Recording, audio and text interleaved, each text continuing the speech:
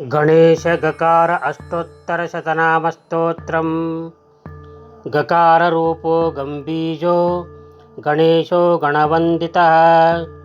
गणनीयो गणो गण्यो गणनातीतसद्गुणः। गगनाधिकसृद्गङ्गासुतो गङ्गासुतार्जितः।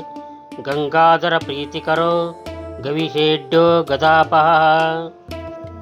गदाधरनुतो गद्यपद्यात्मककवित्वदः। गजाश्यो गजलक्ष्मीवान् गजवाजीरथप्रदः। गञ्जानिरतशिक्षाकृद् गणितज्ञो गणोत्तमः। गण्डदानां चितो गन्ता गण्डोपलसमाकृतिः। गगनव्यापको गम्यो गमानादिविवर्जितः। गण्डदोषहरो गण्ड भ्रमद्भ्रमरकुण्डलः। गतागतज्ञो गतिदो गतमृत्युः गतोद्भवः।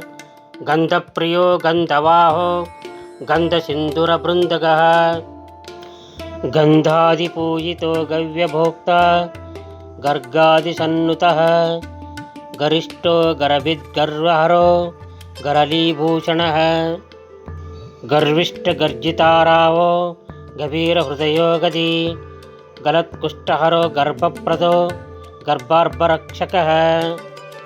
गर्भाधारो गर्भवासी शिशुज्ञानप्रदायकः। गरुत्मत्तुल्यजवनो गरुडध्वजवन्दितः।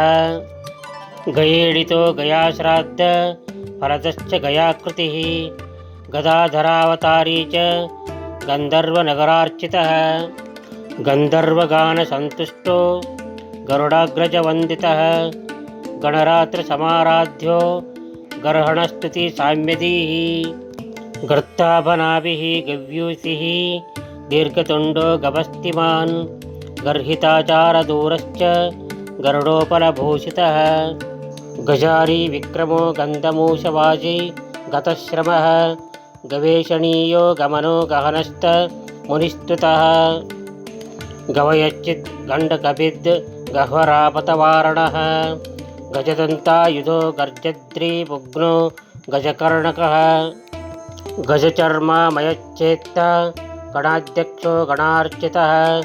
गणिकानर्तनप्रीतो गच्छन् गन्धफलिप्रियः। गन्धकादिरसाधीशो गणकान्तदायकः। गर्भादिजनुर्हर्ता गण्डकीगाहनोत्सुकः। गण्डूषीकृतवाराशिः गरिमालघीमादितः। गवाक्षवत्सौदवासी गर्भितो गर्भिणीनुतः। गन्धमादनशैलाभो गण्डभेरुण्डविक्रमः। गदितो गद्गदाराव संस्तुतो गह्वरीपतिः। गजेशाय गरीयसे गद्योड्डगतभिः गदितागमः। गर्हणीयगुणाभावो गङ्गाधिकशुचिप्रदः। गणनातीतविद्याश्री बलायुष्यादिदायकः। एवं श्रीगणनाथस्य नाम्नाम् अष्टोत्तरं शतं। पठनात् श्रवणात् पुंसां श्रेयः प्रेयः प्रदायकं। पूजान्ते यः पठेन्नित्यं प्रीतत्सन् तस्य विघ्नराट्। यं यं कामयते कामं तं तं शीघ्रं प्रयच्छति। दूर्वयाभ्यर्चयन् देवम् एकविंशतिवासरान्। एकविंशतिवारं यो नित्यं स्तोत्रं पठेद्यदि तस्य प्रसन्नो विघ्नेशः सर्वान् कामान् प्रयच्छति। इति श्रीगणेशगकार अष्टोत्तरशतनामस्तोत्रं सम्पूर्णम्।